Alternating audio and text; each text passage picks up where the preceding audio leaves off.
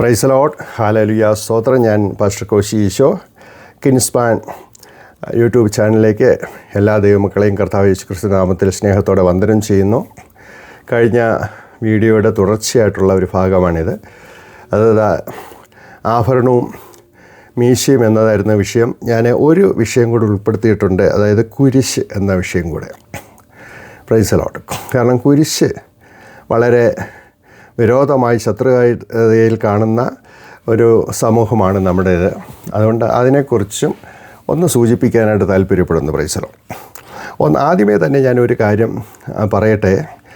പെന്തിക്കോസുകാരും തന്നെ സ്വർണ്ണമിടാനോ ആഭരണമിടാനോ അല്ല, മറിച്ച് ഈ കാര്യത്തിലുണ്ടാകുന്ന ഈ ഇരട്ടത്താപ്പ് നയമാണ്. കാരണം ചെയ്യരുതെന്ന് പറയുന്ന മറ്റനേകം കാര്യങ്ങളെ ചെയ്യുകയും അല്ലെങ്കിൽ കണ്ടില്ലെന്ന് അടിക്കുകയും ചെയ്യുമ്പോൾ തന്നെ ഒരു കുഞ്ഞു മാലയോ കുഞ്ഞു മോതിരമോ ഇടുന്നവർക്കെതിരെ ആക്രോശിച്ചുകൊണ്ട് പ്രസംഗിക്കുന്ന ദൈവദാസന്മാർ മനസ്സിലാക്കേണ്ട കാര്യമാണ് ഈ പറഞ്ഞു വരുന്നത്.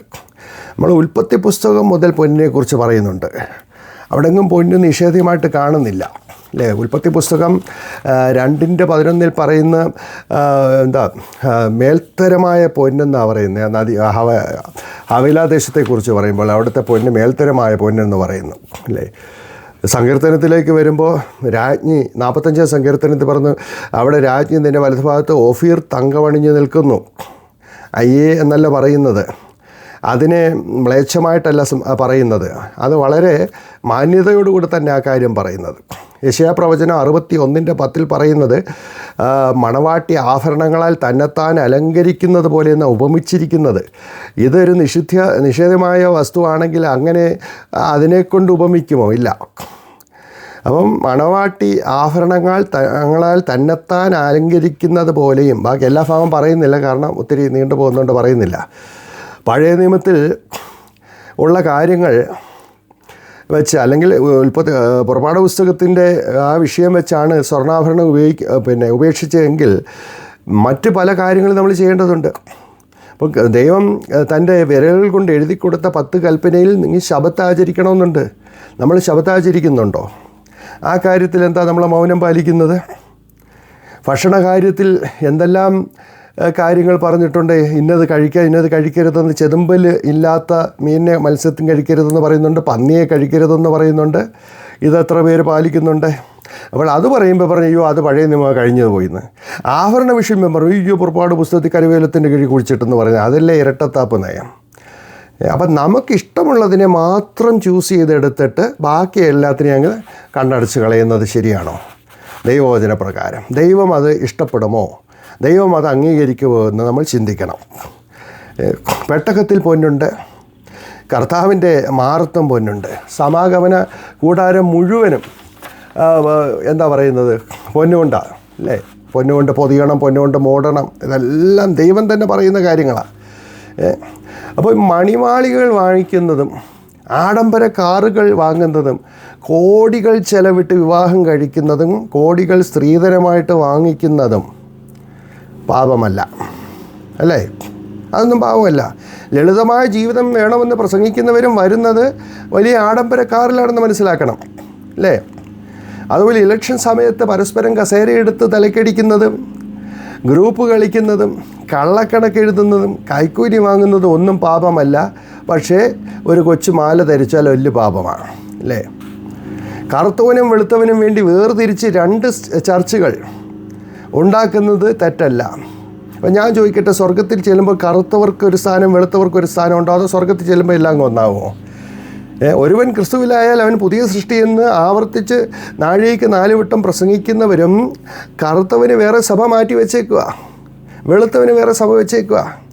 ഇനി ഈ ആഡംബരം ഈ പ്രസംഗത്തിൽ ഈ കാര്യങ്ങളൊക്കെ ഭയങ്കര ശക്തിയോടെ പ്രസംഗിക്കുന്നവരുടെ മകനോ മകളോ ഒരു വിവാഹം വന്നു കഴിഞ്ഞാൽ അറിയാവുന്നൊരു സഭയിലുള്ള താഴ്ന്ന ജാതിയിൽ നിന്ന് വന്ന, താഴ്ന്ന ജാതി എന്ന് പറഞ്ഞാൽ ഈ സുറിയാനി, അത് ആ ഒരു ഇത് വെച്ചാണ് പറയുന്നത്. യഹൂദനൊഴികെ ബാക്കി എല്ലാവരും ജാതികളാണ് ബൈബിൾ പ്രകാരം. പക്ഷേ നമ്മൾ അംഗീകരിക്കത്തില്ല. അപ്പോൾ സുറിയാനി സഭയിലെ ഒരു പാസ്റ്റർ സുറിയാനിയിൽ നിന്നും വന്ന പെന്തിക്കോസുകാരിയെ മാത്രമേ കല്യാണം കഴിക്കൂ, അല്ലെ പെന്തിക്കോസുകാരനെ മാത്രമേ കല്യാണം കഴിക്കൂ. ഇത് ഏത് വചനപ്രകാരമാണ്? കറുത്തവനെ മാറ്റി നിർത്താനും വെളുത്തവനെ മാറ്റി നിർത്താനും ഏത് വചനത്തിലാണുള്ളത്? പഴയ നിയമത്തിലോ പുതിയ നിയമത്തിലോ? എനിക്കറിയത്തില്ല, ഉണ്ടെങ്കിൽ പറഞ്ഞു തരിക. അപ്പം വിവാഹം വരുമ്പോൾ നമ്മൾ പാരമ്പര്യം അപ്പനപ്പൂപ്പന്മാരുടെ കാര്യം വരെ അന്വേഷിച്ച് നോക്കും. പക്ഷേ വചനം പറയുന്നത് ഒരുവൻ ക്രിസ്തുവിലായാൽ അവൻ പുതിയതായി തീർന്നു, പഴയത് കഴിഞ്ഞു പോയിന്നാ. പക്ഷേ നമ്മൾ എന്നാലും നമ്മുടെ ആവശ്യം വരുമ്പോൾ നമ്മൾ ഈ വേരെല്ലാം തേടി തേടി അന്വേഷിച്ച് പോകുന്നു. എത്ര നല്ല ഒരു പെൺകുട്ടിയാണേലും, എത്ര അച്ചടക്കമുള്ള അനുസരണമുള്ള ആത്മീയ ഇതുള്ള പെൺകുട്ടിയായാലും ശരി, മറ്റൊരു ജാതിയിൽ നിന്ന് വന്നതാണെങ്കിൽ അത് വേണ്ടാന്ന് വെക്കും. അത് ഇരട്ടത്താപ്പല്ലേ? അപ്പോൾ അതാണോ പാപം? ഒരു കുഞ്ഞാഭരണം ഇടുന്നതാണോ പാപം എന്ന് നിങ്ങൾ മറുപടി തരിക. Price the Lord. പിന്നെ അതുപോലെ തന്നെ സഹോദരനും അച്ചായനും സഹോദരി അമ്മാമയും. ഞാൻ ആദ്യമായിട്ട് വിശ്വാസത്തിൽ വരുന്ന സമയത്ത് ഷാരോൺ ചർച്ചിലാണ് പോയിരുന്നത്. അവിടെ ജോസഫ് എന്ന് പേരുള്ള 2 പേരുണ്ടായിരുന്നു. 2 പേരുടെയും പ്രായം ഏകദേശം ഒന്ന് തന്നെ. പക്ഷേ ഒരാളെ ജോസഫ് അച്ചായൻ എന്ന് വിളിക്കുന്നു, ഒരാളെ ജോസഫ് സഹോദരൻ എന്ന് വിളിക്കുന്നു. അപ്പോൾ എനിക്ക് അന്ന് ഇതൊന്നും അറിയത്തില്ല, കാരണം ഞാൻ പെന്തക്കോസ്തിൽ ആദ്യമായിട്ട് വരുക. ആ സമയത്ത് ഞാനിങ്ങനെ പിന്നീട് ചോദിച്ചപ്പോൾ പറഞ്ഞു, അച്ചായൻ എന്ന് വിളിക്കുന്ന ആൾ സുറിയാനി സഭയിൽ നിന്ന് വന്നതും ഈ സഹോദരൻ എന്ന് വിളിക്കുന്ന താഴ്ന്ന സമയത്ത്. അപ്പോൾ അവിടെ പോലും വേർകൃത്യം കാണിക്കുക. ഇങ്ങനെ കാണിക്കുന്നവർക്ക് സ്വർണത്തെക്കുറിച്ച് പറയാൻ എന്ത് അവകാശമാണുള്ളത്?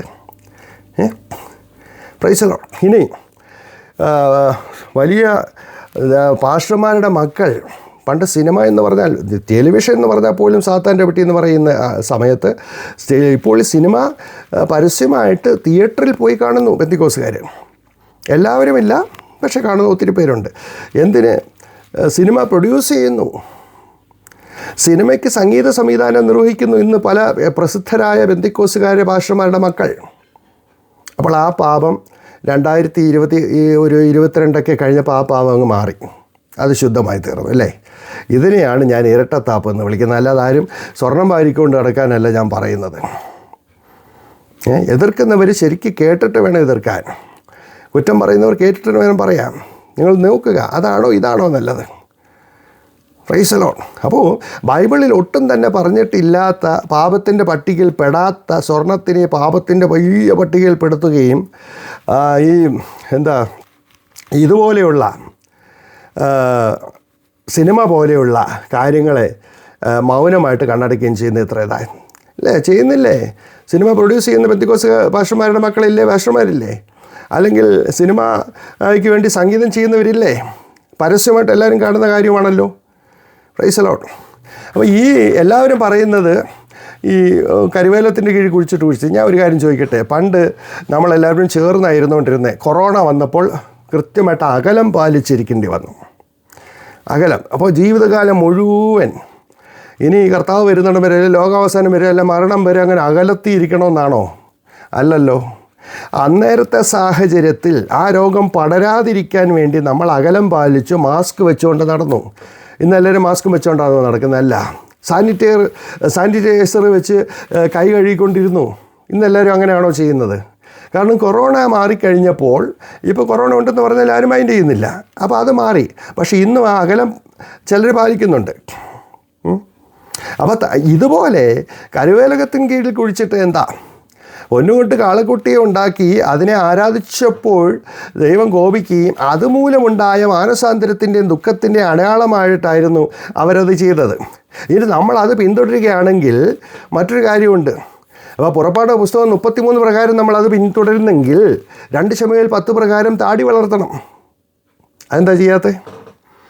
Price the Lord. അപ്പോൾ ഒരു കാര്യം ഒരു സംഭവത്തിന് ശേഷം ചെയ്തു, അത് എല്ലാ കാലവും ചെയ്യണമെന്നോ തുടരണമെന്നോ ഒരിക്കലും പറയുന്നില്ല. അതാണ് ഞാൻ പറഞ്ഞത്, ശബത്താചരണം കർത്താവ് പറഞ്ഞത് അത് ചെയ്യുന്നില്ലല്ലോ അല്ലേ? അപ്പോൾ ഏറ്റവും സ്വത്തും സമ്പാദ്യങ്ങളൊക്കെ വലിച്ചു കൂട്ടി സ്വത്ത് സമ്പാദിക്കുന്നു, വസ്തുക്കൾ വാങ്ങിക്കുന്നു, മാളുകൾ പണിയുന്നു, റിയൽ എസ്റ്റേറ്റ് ബിസിനസ് ചെയ്യുന്നു. ഇതിനൊന്നും ഒരു കുഴപ്പവുമില്ല. അത് ഇരട്ടത്താപ്പല്ലേ എന്നാണ് എൻ്റെ ചോദ്യം. ആവർത്തിച്ചുള്ള എൻ്റെ ചോദ്യം അതാണ്. പാവപ്പെട്ട ഒരു പെൺകുട്ടിയെ, നല്ല സ്വത്തും നല്ല പണമൊക്കെ ഉള്ള ഒരു ദൈവദാസൻ തൻ്റെ മകനെ കൊണ്ട് ആ പാവപ്പെട്ട പെൺകുട്ടിയെ വിവാഹം കഴിപ്പിക്കുമോ? എൻ്റെ ചോദ്യം ഇല്ല. അത് കർത്താവ് പറഞ്ഞാണോ? അങ്ങനെ ചെയ്യാനാണെന്നോ പറഞ്ഞേ? കറുത്തവനും വെളുത്തവനും തമ്മിൽ മാറ്റാൻ പറഞ്ഞോ? ഇന്ന ജാതിയിൽ നിന്ന് വരുന്നവനെ മാറ്റി നിർത്താൻ പറഞ്ഞോ? കർത്താവ് ശമരിക്കാർ സ്ത്രീയുടെ അടുത്ത് നിന്ന് സംസാരിച്ചതല്ലേ? യഹൂദന്മാർക്ക് ഏറ്റവും വെറുത്തിരുന്ന ശമര്യരുടെ അടുത്ത് നിന്ന് വെള്ളം ചോദിച്ചില്ലേ കുടിക്കാനേ? Price the Lord. അപ്പോൾ ഇവിടെയെല്ലാം നമ്മൾ കാണുന്നത് ഇരട്ടത്താപ്പാണ്. Price the Lord. ഒരിക്കലും പറഞ്ഞിട്ടില്ലാത്ത കാര്യങ്ങൾ ചെയ്യാൻ പ്രേരിപ്പിക്കുകയും പറഞ്ഞ പല കാര്യങ്ങളുടെ മുന്നിൽ കണ്ണടയ്ക്കുകയും ചെയ്യുന്നത് എന്തുകൊണ്ടാണെന്നാണ് എനിക്ക് മനസ്സിലാകാത്തത്. Praise the Lord. ഹല്ലേലൂയ. എല്ലാവർക്കും പണം വേണം. കൊല്ലം തോറും അമേരിക്കയിൽ വരിക, പണം സമ്പാദിച്ചുകൊണ്ട് പോവുക, എന്തെല്ലാം പരിപാടികൾ കാണിക്കുന്നെന്ന് പലർക്കും അറിയാം. അതിനെക്കുറിച്ചൊന്നും ഞാൻ വിശദീകരിച്ച് പറയുന്നില്ല. പണം വേണ്ടാന്നല്ല, മനുഷ്യന് ജീവിക്കാൻ പണം ഉണ്ടായേ പറ്റൂ. എന്നാൽ ഈ ഇത്രയധികം അതിവിശുദ്ധി പ്രസംഗിക്കുന്നവർ അവർ ഒരിക്കലും അങ്ങനെ ചെയ്യാൻ പാടില്ല. മുണ്ടും വെള്ള കുപ്പായം ഇട്ടുകൊണ്ട് മാത്രം നടക്കണം, അത് ചെയ്യുന്നില്ലല്ലോ. അപ്പോൾ അത്യാഡംബരമായിട്ടുള്ള കാറുകളെ, ഏറ്റവും കൂടിയ വാച്ചുകളെ, നല്ല കൂളിംഗ് ഗ്ലാസ്സുകളെ, അതുപോലെയുള്ള മറ്റെല്ലാ കാര്യങ്ങളിലും ഏത് അറ്റം വരെ നമുക്ക് പോകാം, ഒരു കുഴപ്പമില്ല. റോൾസ് റോയ്സ് കാറ് വേണേലും വാങ്ങിക്കാം, ഒരു കുഴപ്പവുമില്ല. അതൊന്നും ആഡംബരമല്ല. ചെറിയ ഒരു കമ്മലോ ഒരു കൊച്ചു മോതിരം ഇട്ടാൽ അത് ഭയങ്കര പാപമാണെന്ന്. ഇത് ബൈബിളിൽ എവിടാണ് പ്രിയപ്പെട്ടവരെ ഉള്ളത്? കർത്താവ് ഇത് കേട്ട് ചിരിക്കുകയില്ല ഉള്ളത്. ഇനി മറ്റൊരു വിഷയമാണ് മീശയുടെയും താടിയുടെയും കാര്യം. ഞാൻ പറഞ്ഞില്ല, ആവർത്തിക്കുന്നില്ല. മറ്റൊരു കാര്യം കുരിശിൻ്റെ കാര്യമാണ്. കുരിശ് കണ്ട പിശാച് എന്നൊരു ചൊല്ലുണ്ട്. എന്ന് പറഞ്ഞ കണക്കാണ് പെന്തക്കോസ്തുകാർക്ക് ഈ കുരിശ്. ശ്രദ്ധിക്കുക, കുരിശിനെ വണങ്ങാനോ കുരിശിനെ ആരാധിക്കാനോ കുരിശിൻ്റെ മുന്നിൽ പോയി മെഴുകുതിരി കത്തിക്കാനോ കുരിശിനെ പൂമാല ഇട്ടുകൊണ്ട് നടക്കാനോ അല്ല ഞാൻ പറയുന്നത്. പക്ഷേ ഒരു ക്രിസ്ത്യൻ ചർച്ചിൻ്റെ ഒരു സൈന, ഒരു സിമ്പലാണ് കുരിശെന്ന് പറയുന്നത്. നമ്മൾ ദൂരെ നിന്ന് നോക്കുമ്പോൾ, നമ്മൾ ട്രെയിനിലൊക്കെ യാത്ര ചെയ്യുമ്പോൾ ആന്ധ്രയിലോ കർണാടകയിലൊക്കെ പോകുമ്പോൾ ഒത്തിരി കുരിശുകൾ കാണാൻ കഴിയും. നമുക്ക് മനസ്സിലാവോ അതെല്ലാം ക്രിസ്ത്യൻ ചർച്ചുകളാണ്. നമ്മുടെ മനസ്സിനും ഒരു സന്തോഷം. അപ്പോൾ ഇത് ഒരു ചർച്ചാണെന്ന് ഉള്ളതിൻ്റെ ഒരു ഓമെന്ന് എഴുതിയൊക്കെ വെച്ച് കഴിഞ്ഞാൽ അതൊരു ചർച്ചല്ല, അത് അമ്പലമാണെന്ന് നമുക്കറിയാം. ചന്ദ്രക്കലയിട്ട് 786 എഴുതി വെച്ചാൽ നമുക്കറിയാം അത് പള്ളിയുമല്ല അമ്പലവുമല്ല, അത് മോസ്കാണെന്ന് നമുക്കറിയാം. അത് എഴുതി വെച്ച ഉടനെ ഇതാവുന്നില്ല. എന്നാൽ ഇന്ന് നമ്മളെല്ലാം ഇത് പണിഞ്ഞതിന് ശേഷം മണ്ടയ്ക്ക് വലിയൊരു ശിവലിംഗമാണ് വെക്കുന്നത് അല്ലേ? ശിവലിംഗത്തിൻ്റെ രൂപത്തിൽ ചുമ്മാ ഒരു സാധനം ഉണ്ടാക്കി, ശിവലിംഗമായിട്ടല്ല അവർ വെക്കുന്നെങ്കിൽ അതിൻ്റെ ഏകദേശം ഒരു മോഡൽ കൊണ്ട് വെക്കുക. അതിന് പകരം അവിടെ ഒരു കുരിശ് വെച്ചെന്നാൽ കുഴപ്പം? ഞാൻ പറഞ്ഞല്ലോ, അതിനെ ആരാധിക്കണ്ട. ഗലാത്യർ 6:14 എന്തുവാ അപ്പോസ്തലൻ പറയുന്നത്? പൗലോസ് പറയുന്നത്, എനിക്കോ നമ്മുടെ കർത്താവായ യേശുക്രിസ്തുവിൻ്റെ ക്രൂശിലല്ലാതെ പ്രശംസിപ്പാൻ ഇടവരരുത്. അവനാൽ ലോകം എനിക്കും ഞാൻ ലോകത്തിനും ക്രൂശിക്കപ്പെട്ടിരിക്കുന്നു. അപ്പോൾ കുരിശിൽ കൂടെയാണ് നമുക്ക് രക്ഷ നൽകിയത് കർത്താവ്. ചിലർ ചോദിക്കുന്നു, കട്ടിലേക്ക് കിടന്ന് മരിച്ചിരുന്നെങ്കിൽ കട്ടിൽ വെക്കുമോ, കട്ടിൽ വെക്കണോ, കല്ലെടുത്തെറിഞ്ഞാൽ ചത്തിരുന്നെങ്കിൽ കല്ലും കൊണ്ടിക്കാൻ നടക്കുന്നു. അങ്ങനെ അല്ലല്ലോ സംഭവിച്ചത്. അതുകൊണ്ട് അതിനെക്കുറിച്ച് നമ്മൾ ചിന്തിക്കേണ്ട കാര്യമില്ല. അപ്പോൾ ഈ കുരിശടയാളം ഞാനൊരു ക്രിസ്ത്യൻ എന്ന് കാണിക്കാൻ വേണ്ടിയിട്ടുള്ളതാണ്. ഏറ്റവും വലിയ രസമെന്ന് പറഞ്ഞു കഴിഞ്ഞാൽ അസംബ്ലീസ് ഓഫ് ഗോഡിൻ്റെ ഓഫീസിൻ്റെ മുകളിൽ ഈ കൂർത്ത മുനയുള്ള ഒരു സാധനം വെച്ചേക്കുന്നത്. അവിടെ ഒരു കുരിശ് വെച്ചാൽ ദൂരമുള്ളവർക്ക് മനസ്സിലായി ഇതൊരു ക്രിസ്ത്യൻ പ്രസ്ഥാനമാണെന്ന്. പക്ഷേ അതാ വെച്ചേക്കുന്നത്. പക്ഷേ ഈ ഇതിൻ്റെ തന്നെ ബൈബിൾ കോളേജ്, ഞാൻ പഠിച്ച ബൈബിൾ കോളേജിൽ വാൻ വാങ്ങിക്കുമ്പോൾ ആ വാനിനകത്ത് കുരിശടയാളം വെക്കുന്നു. അതെന്തിനാണെന്ന് എനിക്ക് മനസ്സിലാകുന്നില്ല. അതുപോലെ ബൈബിൾ കോളേജിൻ്റെ ജനലിൽ ഒരു കുരിശുണ്ട്. പണ്ട് സായിപ്പന്മാർ വല്ലതും വെച്ചായിരിക്കാം. ഞാൻ പറഞ്ഞത്, ഈ ഒരു കുരിശ് വെക്കുന്നത് കൊണ്ട് ഞാൻ വീണ്ടും പറയുന്നു, ഇത് ആരാധിക്കാനല്ല, ഇതിനെ കുമ്പിടരുത്, അത് തെറ്റ് തന്നെ 100%. പക്ഷേ ഒരു സിമ്പിളായിട്ട്, ഒരു അടയാളമായിട്ട് ഒരു ബിൽഡിങ്ങിൻ്റെ മണ്ടയ്ക്ക് ഒരു കുരിശ് വെച്ചാൽ അത് പാപമെന്ന് പറയുന്നവരുണ്ട്. അപ്പം വചനത്തിലില്ലാത്ത പല കാര്യങ്ങൾക്കും നമ്മൾ പ്രാധാന്യം കൊടുക്കുകയും വചനത്തിൽ ചെയ്യരുത് എന്ന് പറയുന്ന യോഹന്നാൻ്റെ സുവിശേഷം എടുത്ത് വായിച്ചു നോക്കുക.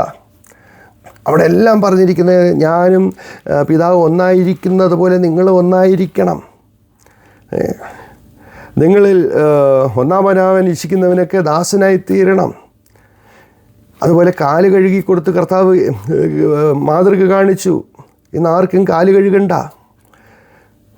ഒരേ അപ്പത്തിൻ്റെ അംശികളെന്ന് പറഞ്ഞുകൊണ്ട് ഒരപ്പത്തിൽ നിന്ന് അല്ലെങ്കിൽ അതിൽ നിന്നും നമ്മളിപ്പോൾ മുറിച്ചെടുത്തിരുന്നതുണ്ട്. ഇന്നത് മാറിയിട്ട് നമ്മൾ ബ്രെഡ് വാങ്ങിച്ചിട്ട് പീസായിട്ട് മുറിച്ച് കൊടുക്കുന്നു. അങ്ങനെ ഒരപ്പം വന്നേ 2-3 ബ്രെഡ് വാങ്ങിച്ചിട്ട് പീസാക്കി കൊടുത്തിട്ട് പറയാം ഒരപ്പത്തിൻ്റെ അംശികളാണ്. പണ്ടങ്ങനെ അല്ലായിരുന്നല്ലോ, ഒരപ്പത്തിൽ നിന്ന് ലഭിച്ച് എടുത്തുകൊണ്ടിരുന്നത്. ആദ്യകാലത്ത് അവർ തന്നെ അരച്ച് അപ്പം ഉണ്ടാക്കിയിരുന്നു. ഇന്ന് അതല്ലല്ലോ, ഇന്ന് ബ്രെഡ് വാങ്ങിച്ചില്ലേ കൊടുക്കുന്നത്. അതുപോലെ വീഞ്ഞ് പഴയ കാലത്ത് ആദ്യം നമ്മുടെ പിതാക്കന്മാർ ചെയ്ത പോലുള്ള വീഞ്ഞാണോ ഇന്ന് കൊടുക്കുന്നത്? അല്ലല്ലോ. അതുപോലെ അവരെല്ലാവരും തന്നെ അവരാരും പകർച്ചവ്യാധി പിടിച്ച് മരിച്ചില്ല. ഒരേ പാനപാത്രത്തിൻ്റെ അംശികളെന്ന് പറഞ്ഞ് ഒരു ഗ്ലാസ്സിൽ നിന്ന് തന്നെ അവർ കുടിച്ചു കൊണ്ടിരുന്നു. അവരാരും പകർച്ചവ്യാധി പിടിച്ച് ചത്തില്ല. ഇന്നത് മാറ്റി അവൻ കുടിച്ച് എനിക്ക് വേണ്ട, അവൾ കുടിച്ച് എനിക്ക് വേണ്ട എന്ന് പറഞ്ഞുകൊണ്ട് കുഞ്ഞു കുഞ്ഞു ഗ്ലാസ്സിലാക്കിയത് ഏത് വചനപ്രകാരമാണ്? കർത്താവ് പ്രത്യക്ഷപ്പെട്ട് പറഞ്ഞു ഇനി മുതൽ നിങ്ങൾ അങ്ങനെ ചെയ്താൽ മതി എന്നില്ല. ഇതിനെയാണ് ഞാൻ ഇരട്ടത്താപ്പ് എന്ന് പറയുന്നത്. Price the Lord. അല്ലാതെ എല്ലാവരും കുരിശും കെട്ടിയിട്ടുണ്ട് നടക്കാനോ അല്ലെങ്കിൽ ആവരണം ഇടാനോ അല്ല പറയുന്നത്, മറിച്ച് ഇതൊരു ഇരട്ടത്താപ്പല്ലേ. അപ്പോൾ ഇത് പാലിക്കുന്നവർ, ഇതിനെതിരെ പ്രസംഗിക്കുന്നവർ അതും ചെയ്യണം, ആ കാര്യം ചെയ്യണം. അപ്പം നമ്മുടെ പോക്കറ്റിൽ കാശ് വീഴുന്ന കാര്യമാണെങ്കിൽ അങ്ങ് കണ്ണടക്കുകയും അല്ലാത്ത കാര്യത്തിന് ബഹളം വെച്ച് പ്രസംഗിക്കുകയും ചെയ്യുന്നതുകൊണ്ട് കാര്യമില്ല. ഹൃദയങ്ങളെ ശോധന ചെയ്യുന്നവൻ അറിയുന്നില്ലയോ? ദൈവം നമ്മുടെ ഹൃദയത്തെയാണ് ശോധന ചെയ്യുന്നത്. നമ്മുടെ ഹൃദയത്തിൻ്റെ വിചാരങ്ങളാണ് ദൈവം അറിയുന്നത്. നമ്മുടെ കാഴ്ചപ്പാട് ദൈവം നോക്കുന്നു. Price the Lord. ഹല്ലേലൂയ. ഞാൻ പറഞ്ഞല്ലോ, ഇന്ന് സിനിമ നിർമ്മിക്കുന്നു, സിനിമയ്ക്ക് സംഗീതം പകരുന്നു, ആർക്കും അതിനൊന്നും ഒരു കേടുമില്ല. മറ്റെന്തെല്ലാം കാര്യങ്ങൾ ചെയ്യുന്നു അത് ഞാൻ പറയുന്നില്ല, എല്ലാവർക്കും അറിയാവുന്ന കാര്യങ്ങളല്ലേ. എന്തെല്ലാം കാര്യങ്ങളാണ്, എന്തെല്ലാം മോശമായ പ്രവൃത്തികൾ ഇന്ന് ചെയ്യുന്നുണ്ട് നമ്മുടെ സമൂഹം, ശുശ്രൂഷകന്മാരുൾപ്പെടെ. അപ്പോൾ അതിനെല്ലാം മാറ്റി നിർത്തിക്കൊണ്ട് അതിൻ്റെ പേരെല്ലാം കണ്ണടച്ചുകൊണ്ട് നമ്മൾ പറയുകയാണ് ആഭരണം നിഷിദ്ധമാണ്, കരിവേലകത്തിൻ്റെ കീഴിൽ കുഴിച്ചിട്ടതാ, എടുക്കരുത്. Price the Lord. അപ്പോൾ ഈ നിഷിദ്ധമായ സാധനം കൊണ്ട് സ്വർഗ്ഗം ഒരിക്കലും ദൈവം നിർമ്മിക്കത്തില്ല. എന്നിട്ട് നമ്മൾ പാടുന്നത് 12 രത്നങ്ങളൊന്നും അങ്ങനെയൊക്കെ പറഞ്ഞങ്ങ് പാടുക. നമ്മൾ തങ്ക സ്ഫടികം എന്നൊക്കെ പറഞ്ഞ് പാടുന്ന വെറുതെ അല്ല. വെളിപ്പാട് പുസ്തകത്തിൽ അങ്ങനെയാണ് പറഞ്ഞിരിക്കുന്നത് സ്വർഗത്തെക്കുറിച്ച്. ചാണകത്തറയെന്നല്ല പറഞ്ഞിരിക്കുന്നത്. കഴിഞ്ഞ 1-ാം ഭാഗത്ത് ഞാൻ ഇതിൻ്റെ ഡീറ്റെയിൽ ആയിട്ടെല്ലാം പറഞ്ഞിട്ടുണ്ട്. അതിൻ്റെ ശേഷമായിട്ട് ഒരല്പം കൂടെ പറയണം എന്ന് തോന്നിയത് കൊണ്ടാണ് ഇത്രയും പറഞ്ഞത്. പലരുടെയും പ്രതികരണങ്ങളിൽ കൂടിയാണ് ഇത്രയും കാര്യങ്ങൾ എടുത്തു പറയുന്നത്. അതുകൊണ്ട് നമ്മൾ ചിന്തിക്കുക, നമ്മൾ ചർച്ചിൻ്റെ മുകളിൽ ഒരടയാളമായിട്ട് ഇതൊരു ക്രിസ്ത്യൻ ചർച്ചാണ് എന്ന് കാണിക്കാൻ ഒരു കുരിശ് വെക്കുന്നതിൽ തെറ്റില്ല എന്നാണ് എൻ്റെ പക്ഷം. അതുപോലെ ഒരു ചെറിയ ആഭരണം വലിയ ഷോ കാണിച്ച് നടക്കാനില്ല, ഡംഭത്തിന് വേണ്ടി ഉപയോഗിക്കരുത്. ഇങ്ങനെ ഭയങ്കര ചങ്ങനെ ചില പുരുഷന്മാർ കണ്ടിട്ടില്ലേ, ഒരു മാല ഇട്ട് കഴിഞ്ഞാൽ 6 ബട്ടൺസും ഊരിയിട്ടുണ്ടേ നടക്കുക. അവർക്ക് ബട്ടൺ ഇടാൻ പറ്റില്ല. കാരണം എന്താ വെച്ചാൽ ബട്ടൺ ഇട്ടാൽ മാല കാണത്തില്ല. ആണുങ്ങൾ പുറത്ത് ഇങ്ങനെ ഇടത്തില്ലല്ലോ, ഷർട്ടിനകത്തില്ലേ ഇടുന്നേ. അപ്പോൾ അങ്ങനെ കാണിക്കുന്നതല്ല.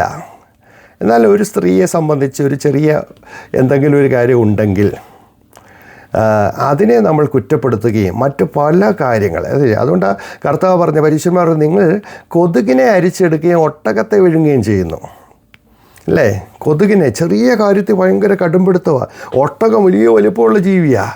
ആ ഒട്ടകത്തെ വിഴുങ്ങുന്നു എന്നാണ് പറഞ്ഞത്. എൻ്റെ വാക്കല്ല, കർത്താവിൻ്റെ വാക്കാണ്. Price the Lord. നിങ്ങൾ ഭാരമുള്ള ചുമട് ഇവരുടെ തലമേൽ വെക്കുന്നു, നിങ്ങൾ ഒരു വിരൽ കൊണ്ടും അത് തൊടുന്നില്ല എന്ന് പറയുന്നു. അപ്പോൾ ഇങ്ങനെയുള്ള ഉപദേശ പിശകുകൾ നമ്മൾ മനസ്സിലാക്കി അതനുസരിച്ച് ജീവിക്കാൻ നമുക്കിടയായി തീരണം. കർത്താവ് നിങ്ങളെല്ലാവരെയും അനുഗ്രഹിക്കട്ടെ, സഹായിക്കട്ടെ. നിങ്ങളുടെ അഭിപ്രായങ്ങൾ അറിയിക്കുക. ഒരിക്കൽ കൂടെ ഞാൻ ആവർത്തിച്ച് പറയുന്നു, എല്ലാവരും സ്വർണ്ണം അണിഞ്ഞുകൊണ്ട് വരണമെന്നോ കുരിശും കൊണ്ട് വരണമെന്നല്ല ഞാൻ പറഞ്ഞതിൻ്റെ അർത്ഥം. പക്ഷേ ബൈബിൾ വെച്ചിട്ട് ബൈബിൾ ഇതിനെ എങ്ങനെ കാണുന്നു എന്ന് ഉള്ള കാര്യം മാത്രം പറഞ്ഞെന്ന് മാത്രമേ ഉള്ളൂ. അതുകൊണ്ട് എല്ലാവരും ആ കാര്യം നമ്മൾ വചനം പഠിക്കുക, ബൈബിൾ വായിച്ച് മനസ്സിലാക്കുക. ഇതിൽ സത്യം എന്താണ്, ഇങ്ങനെയാണോ നമ്മൾ ചെയ്യേണ്ടത്? നമ്മൾ ഭാരിച്ച തുക സ്ത്രീധനം വാങ്ങിക്കുന്നു, കല്യാണം ഡിവോഴ്സ് 1, 2, 3 തവണ ഡിവോഴ്സ് ചെയ്യുന്നു, 4 തവണ ഡിവോഴ്സ് ചെയ്യുന്നു, വീണ്ടും കല്യാണം കഴിക്കുന്നു. ഇതൊക്കെ നമ്മുടെ പിതാക്കന്മാർ ചെയ്തിരുന്നോ? നമ്മുടെ പിതാക്കന്മാർ, അത് കേരളത്തിൽ മാത്രം, കേരളത്തിലെ പിതാക്കന്മാർ ആഭരണം വേണ്ടാന്ന് വെച്ചു. അവരന്നേരം ഇതിനെ ഒന്നും അംഗീകരിച്ചിരുന്നില്ല. Price the Lord. എൻ്റെ ഫാദറിൻ്റെ സഹോദരിയുടെ ഭർത്താവാണ് വലിയ കുഞ്ഞപ്പി ഉപദേശി. വലിയ കുഞ്ഞപ്പി ഉപദേശിയെക്കുറിച്ച് അറിയാത്തവർക്ക് ചുരുക്കമായി ഈ കാലമല്ല അന്നത്തെ കാലത്ത്, അതായത് അവരുടെ മക്കളെല്ലാം ദൈവദാസന്മാരാണ്. പ്രസാദ് ചെറിയാൻ ക്യാമ്പസ് ക്രൂസൈഡിൻ്റെ ഒരാളായിരുന്നു. അതുപോലെ ഇവാഞ്ചലിക്കൽ സഭയുടെ ബിഷപ്പായിരുന്നു TC ചെറിയാൻ. ക്രിസ്റ്റി തോമസ് നമുക്കറിയാം, കാശ്മീരിലെ സുവിശേഷ പ്രവർത്തനം നമുക്കറിയാമല്ലോ. അപ്പോൾ അതിൽ ഒരു അച്ഛനുണ്ടായിരുന്നു. ആ അച്ഛനും ഇപ്പം സുവിശേഷകനാണ്.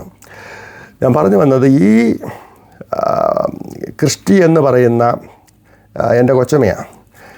അവർ കുഞ്ഞിലെ അവർ കോളേജിൽ പോകുന്ന സമയത്ത് ഈ കുഞ്ഞപ്പി ഉപദേശി അപ്പച്ചൻ പറഞ്ഞിരുന്നത് ചട്ടയമുണ്ട് കൊടുത്തുകൊണ്ട് പോകാനാണ്. ചട്ടയമുണ്ട് അന്നത്തെ കാലത്ത് ഉടുപ്പിച്ചു. അന്നത്തെ കാലത്തെന്ന് പറയുമ്പോൾ അന്ന് കോളേജിൽ പോകുന്നവരാരും ചട്ടയമുണ്ടും അല്ല ഉടുക്കുന്നത്. അത്ര കറക്റ്റായിട്ട് പറഞ്ഞു, അത് അനുസരിച്ചിരുന്നു. ഇന്ന് എത്ര പെന്തക്കോസുകാർക്ക് ഈ കാര്യം പാലിക്കാൻ പറ്റും? വസ്ത്രധാരണത്തിൽ ആർക്ക് പാലിക്കാൻ പറ്റും? അതുപോലെ ഈ ഞാൻ മേൽ പറഞ്ഞ TC ചെറിയാൻ എന്ന ബിഷപ്പ് ഇപ്പോഴും ഉണ്ട്, തിരുവല്ല മഞ്ഞാടിയിൽ റിട്ടയർ ആയിട്ടിരിക്കുകയാണ്. അദ്ദേഹം സഭ കാറ് കൊടുത്തപ്പോൾ വലിയ ബെൻസൊക്കെ കൊടുക്കാൻ പോയപ്പോൾ വേണ്ട, എനിക്കത് വേണ്ടെന്ന് പറഞ്ഞ് അവരുടെ നിർബന്ധ പ്രകാരം ഒരു അംബാസഡർ കാറിലെ യാത്ര ചെയ്ത് അതിൽ ഭാര്യയോ മക്കളെ പോലും കയറ്റത്തില്ലായിരുന്നു. സ്വന്തമായിട്ടുള്ള ഒരു ആവശ്യത്തിന് ആ കാർ ഉപയോഗിക്കത്തില്ലായിരുന്നു. ഏത് കടയിലെങ്കിൽ പോയി സാധനം വാങ്ങിച്ചാലും ബില്ല് വാങ്ങിക്കുമായിരുന്നു. ഞാൻ സാക്ഷിയാണ്. ബില്ലില്ലെങ്കിൽ വാങ്ങിക്കത്തില്ല, കാരണം അത് ടാക്സ് വെട്ടിക്കുക എന്ന് പറഞ്ഞു. അങ്ങനെ ഇത്ര കൃത്യമായിട്ട് ജീവിക്കുന്ന ഒരു മനുഷ്യൻ ഞാൻ കണ്ടിട്ടില്ല. എത്ര പെന്തക്കോസുകാർക്ക് ഇങ്ങനെ ജീവിക്കാൻ പറ്റും? എത്ര പാസ്റ്റർമാർക്ക്, ഈ ആദർശവാദികളായിട്ടുള്ള എത്ര പാസ്റ്റർമാർക്ക് ഇങ്ങനെ ജീവിക്കാൻ പറ്റും? ജീവിക്കുന്ന ഒരു തെളിവാണ് ഞാൻ നിങ്ങളുടെ മുന്നിൽ വെക്കുന്നത്. നിങ്ങൾ മഞ്ഞാടി പോയി അന്വേഷിച്ചാൽ മതി. ഇവാഞ്ചലിക്കൽ സഭയുടെ ബിഷപ്പായിരിക്കുന്ന TC ചെറിയാനെക്കുറിച്ച്.